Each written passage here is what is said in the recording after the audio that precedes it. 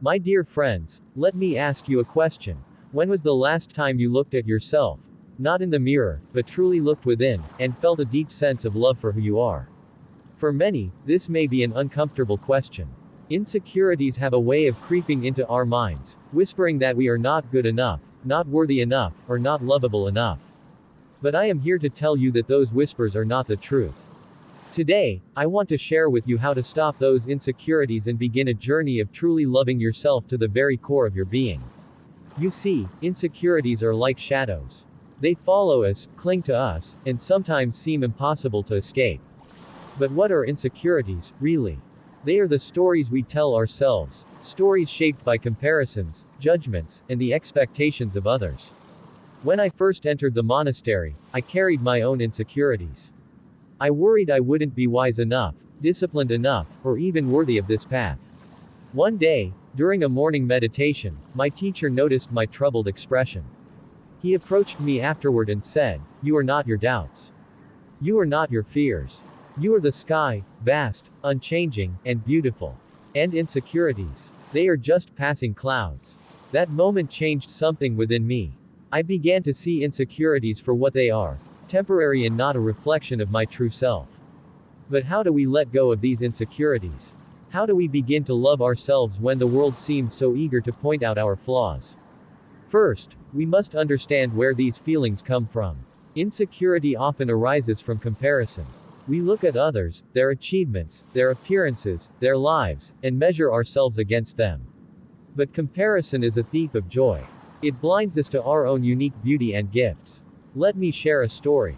There was a man in the village who spent his days comparing himself to his neighbor. If his neighbor bought a new cow, he felt inadequate. If his neighbor's crops grew taller, he felt like a failure.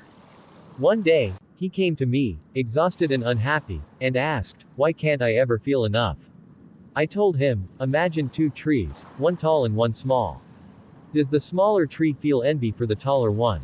No, because it knows its purpose is not to be tall but to provide fruit, shade, or beauty.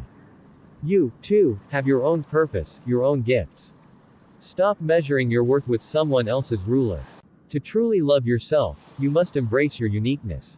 There is no one else in the world who is you. And that is your power."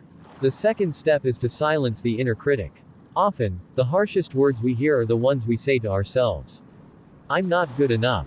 I'll never succeed. I don't deserve happiness." These thoughts become chains that hold us back.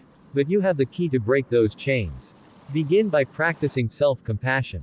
When you make a mistake, don't berate yourself. Instead, speak to yourself as you would to a dear friend, with kindness, patience, and understanding. One evening, during my early days in the monastery, I spilled a pot of tea during a gathering. Embarrassed, I apologized profusely. But the elder monk simply laughed and said, "Do you think less of the pot for spilling? It still holds tea, and it still serves its purpose." That simple moment taught me that mistakes do not diminish our value. The third step is mindfulness. Insecurity thrives in the past and future, in regrets about what we've done or fears about what's to come. But in the present moment, insecurities lose their power. When you find yourself overwhelmed by self-doubt, pause. Take a deep breath. Feel your feet on the ground, the rhythm of your heartbeat, the air filling your lungs. Remind yourself that in this moment, you are enough. Lastly, gratitude is the gateway to self-love. When we focus on what we lack, we feed insecurity. But when we focus on what we have, our strengths, our progress, our blessings, we begin to see ourselves through a lens of abundance. I once met a woman who struggled deeply with self-doubt. She felt she wasn't successful enough or beautiful enough. I asked her to write down 3 things she was grateful for about herself every day. At first, she struggled. But over time, her list grew. "I am kind," she wrote. "I am resilient. I am learning." And slowly, gratitude replaced insecurity. My dear friends, loving yourself is not a destination. It is a practice, a choice you make every day. When you let go of comparison, silence your inner critic, live in the present, and cultivate gratitude, you begin to see yourself not as flawed or inadequate, but as whole and worthy of love. Remember, you are not your insecurities. You are the sky, vast and infinite. And no matter how many clouds may pass through, the sky remains untouched, beautiful, and full of light. Until we meet again, may you walk this journey with kindness toward yourself and see the beauty that has always been within you.